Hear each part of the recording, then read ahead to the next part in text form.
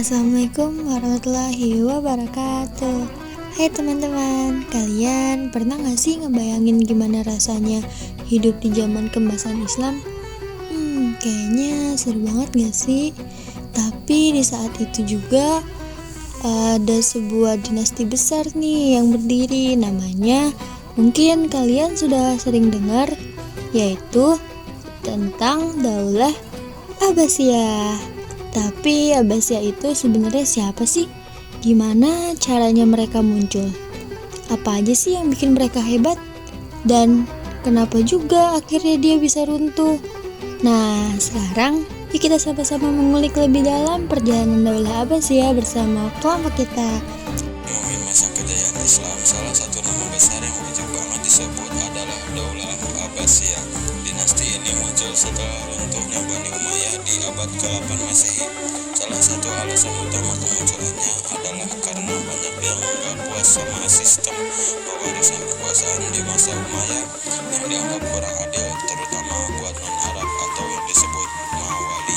Nah, Abbasiyah datang dengan dukungan besar dari kelompok-kelompok ini dan membawa angin perubahan. Mereka juga memindahkan ibu kota ke Baghdad, kota yang nantinya bakal dikenal sebagai pusat ilmu pengetahuan dan peradaban Islam yang luar biasa. Pemerintahan Abbasiyah resmi dimulai tahun 750 Masehi atau 132 Hijriah dengan Abu al-Abbas as-Saffah sebagai khalifah pertamanya. Di awal-awal, fokus mereka adalah membangun dari sistem pemerintahan sampai kota-kota baru. Puncak kejayaan Abbasiyah terjadi pas masa Harun al-Rashid dan putranya Al-Ma'mun.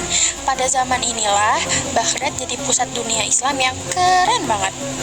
Ilmu pengetahuan, seni budaya, dan perdagangan semuanya berkembang pesat. Pemerintah saat itu terbuka banget sama ilmu dari luar, kayak filsafat, Yunani, sains Persia, dan matematika India.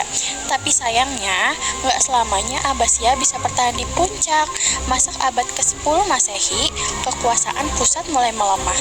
Banyak wilayah yang melepaskan diri dan bikin dinasti sendiri.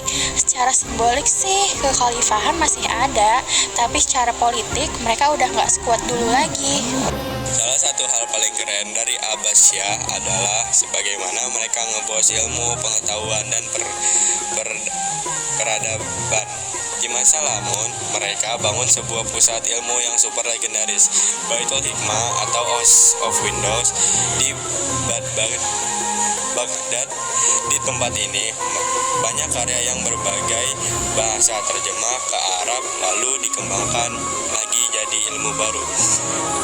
Beberapa tokoh penting lahir dari masa ini, kayak Al-Khawarizmi yang ngebikin dasar-dasar aljabar, Ibnu Sina, tokoh besar kedokteran dengan buku Al-Qaun fi Al-Tib, Al-Farabi dan Al-Kindi, dua filsuf Muslim debat, dan Hunayah Ibnu Ishaq, seorang dokter sekaligus penerjemah top. Peradaban saat itu enggak cuma soal buku, sistem kota mereka juga maju. Ada rumah sakit, imaristan, universitas, perpustakaan, observatorium, dan bahkan sistem irigasi yang tertata rapi. Enggak heran kalau Baghdad waktu itu dijuluki sebagai kota paling maju di dunia. Sayangnya kejayaan itu gak bertahan selamanya.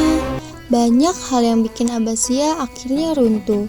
Dari dalam ada masalah seperti perebutan kekuasaan antar keluarga khalifah, kepemimpinan yang lemah, korupsi yang merajalela, dan juga makin banyak wilayah yang pengen berdiri sendiri dan gak mau tunduk ke Baghdad. Belum cukup sampai situ sih, datang juga ancaman dari luar. Yang paling parah nih adalah serangan Mongol ke Baghdad pada tahun 1258 Masehi.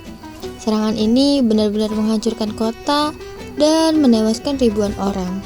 Sejak saat itu, masa keemasan Islam di bawah Abbasiyah benar-benar berakhir. Orang-orang menyebutnya sih sebagai The Golden Age of Islam.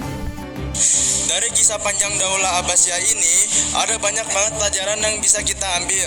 Nilai-nilai Islam kayak cinta ilmu, toleransi, keadilan, dan kesederhanaan ternyata jadi kunci utama kejayaan mereka. Selama nilai-nilai itu dipegang, umat Islam bisa jadi pusat peradaban dunia.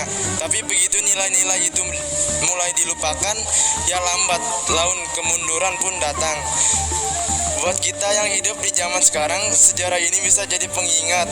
Nggak ada peradaban besar yang terbentuk dalam semalam. Tapi kalau kita lengah dan lupa jati diri, bisa aja semua hilang dalam sekejap. Jadi yuk kita bangun semangat belajar, cintai ilmu, dan jadikan generasi kita sebagai generasi yang bisa membangkitkan kembali kejayaan. Nah, kayaknya segitu dulu cerita dari kali ini. Terima kasih buat yang udah menyimak dengan baik. Kurang dan lebihnya maafin ya teman-teman. Wassalamualaikum warahmatullahi wabarakatuh.